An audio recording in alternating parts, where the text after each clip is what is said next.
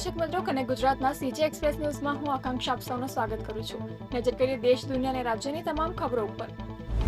આજથી 15 જૂન દરમિયાન અમરેલી, જૂનાગઢ, ભાવનગર, બોટાદમાં સાથે જ ગીર સોમનાથ, અમદાવાદ, વડોદરા જિલ્લાના વિસ્તારોમાં વરસાદની આગાહી નિષ્ણાંત અંબાલાલ પટેલે કરી છે। સરદાર પટેલની 150મી જન્મજયંતિ નિમિત્તે આજે બારડોલીમાં ખેડૂત સંમેલન યોજાશે, જેની અધ્યક્ષતા મુખ્યમંત્રી ભૂપેન્દ્ર પટેલ કરશે। આવનારું વેકેશનમાં સોમનાથ મંદિરમાં ભક્તોનો ધસારો જોવા મળ્યો હતો। 2 માસમાં 15 લાખથી વધુ શ્રદ્ધાળુઓએ ભોળાનાથના દર્શન કર્યા હતા।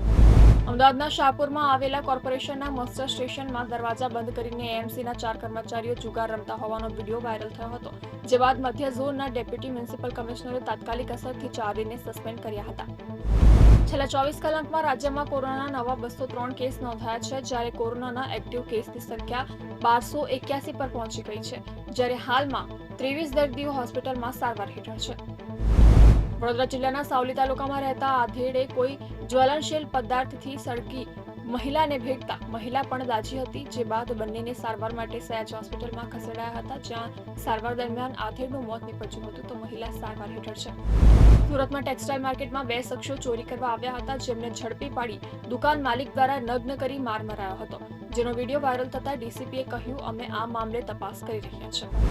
ઈડીની ટીમો ગુરુવાર સવારથી રાજસ્થાન, ગુજરાત અને દિલ્હીમાં લગભગ 24 સ્થળે દરોડા પાડી રહી છે। તપાસ એજન્સીના સૂત્રોના જણાવ્યા અનુસાર આ લગભગ 2700 કરોડ રૂપિયાનો મની લોન્ડરિંગનો કેસ છે।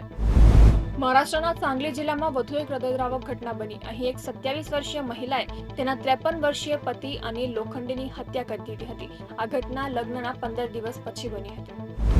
દક્ષિણ આફ્રિકાના પૂર્વી કેપ પ્રાંતમાં ભારે વરસાદ અને હિમવર્ષાના કારણે આવેલા ભીષણ પૂરથી લગભગ 50 લોકોના મોત થયા છે।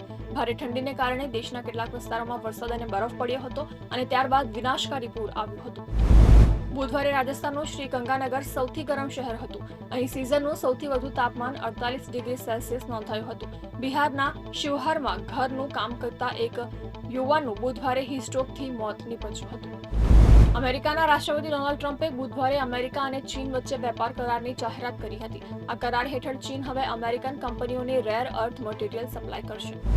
સિરિયાની સરકારે મંગળવારે પુરુષો અને મહિલાઓ માટે એક નવો ડ્રેસ કોડ લાગુ કર્યો છે। આ હેઠળ હવે મહિલાઓને બીચ પર સંપૂર્ણ કપડાં પહેરવા ફરજિયાત રહેશે। નિકોલસ પૂરને નિવૃત્તિ લીધાને 24 કલાક પણ થયા ન હતા કે મુંબઈ ઇન્ડિયન્સની ન્યૂયોર્ક ફ્રેન્ચાઇઝીએ મેજર લીગ ક્રિકેટ 2025 માટે ટીમની કમાન ખેલાડીને સોંપી દીધી છે। અરબાઝ ખાનની બીજી પત્ની શુરા માતા બનવાની હોવાનું ખુદ અરબાઝ ખાને હવે કન્ફર્મ કર્યું છે। અરબાઝે જણાવ્યું છે કે આ વયે ફરીથી પિતા બનવાનો મને રોમાંચ થઈ રહ્યો છે। તો આ હતા કનેક્ટ ગુજરાતના આજના સીજી એક્સપ્રેસ ન્યૂઝ। નવા સમાચારો અને વધુ અપડેટ માટે તમે જોડાયેલા રહો કનેક્ટ ગુજરાત સાથે। ત્યાં સુધી મને રજા આપશો। નમસ્કાર।